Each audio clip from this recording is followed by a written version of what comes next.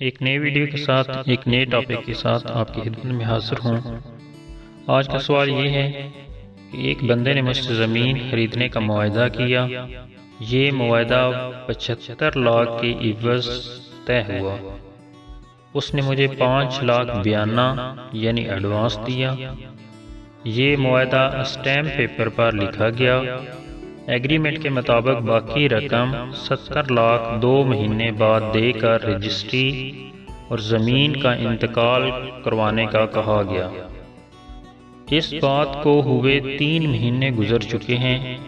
वो बंदा नहीं आ रहा, टाल मटोल से काम ले रहा है। क्या हल करूं, क्या करूं?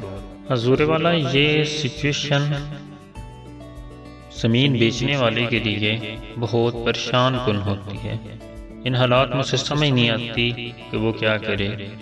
एक तो वो 5 लाख बयाना लेके ज़मीन बेच चुका होता है और उस पर स्टाम्प पेपर पर तहरीर भी लिखी जा चुकी होती है।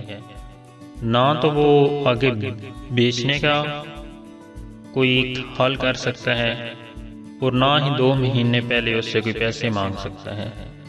तो इस तरह की चालाकियाँ हमारे माशरे में आम हो चुकी हैं। बयाना देकर और स्टैम्प पेपर करवा के गाहक डाल मटोल से काम लेना शुरू कर देते हैं। मिसाल के तौर पर बकाया रकम देने का वादा 2 महीने का किया जाता है, लेकिन इस वक्त को लंबा खींच लिया जाता है।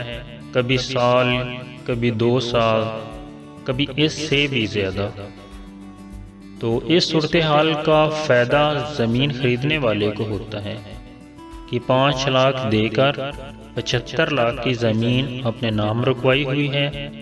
ऐसा अमूमन प्रॉपर्टी डीलर्स करते हैं या फिर प्रोफेशनल्स लोग करते हैं जिन्हें पहले इस चीज़ का इल्म होता है। इस सिचुएशन का नुकसान जो है वो सीधा बेचने वाले को होता है कि सिर्फ 5 लाख लिया होता है। बकाया पैसे अगर इसको साल बाद या 2 साल बाद भी मिलते हैं तो अब तो ज़मीन की कीमत कई गुना बढ़ चुकी है।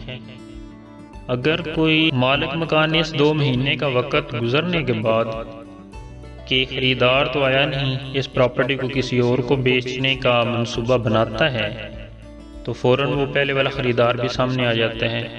वो अदालत से रुजू करके स्टे ऑर्डर ले आता है कि इस शख्स ने ये जगह तो मुझे बेचने के लिए मुआहदा किया हुआ है, मेरे पास स्टाम्प पेपर भी मौजूद है बतौर एविडेंस। उसे मना किया जाए कि किसी और को फरोख्त ना करे। तो इस सिचुएशन में अदालत इस चीज़ पर स्टे कर देती है। अदालत में केस चलता है तो वो केस चलते चलते उसमें काफ़ी टाइम लग जाता है। तो इस सूरत बेचने वाला जो होता है पर्सन, जिसने अपनी ज़मीन जो है 75 लाख की ज़मीन 5 लाख के इवज़ बेची हुई होती है, उसको सरासर नुकसान होता है। साल बाद भी केस का फैसला आया तब तक तो ज़मीन की वैल्यू बढ़ चुकी होती है, जबकि मालिक को प्रॉपर्टी कीमत पर ही फरोख्त करना पड़ती है। इस सिचुएशन से बचने का तरीका यह है कि आप भी चालाक रहें।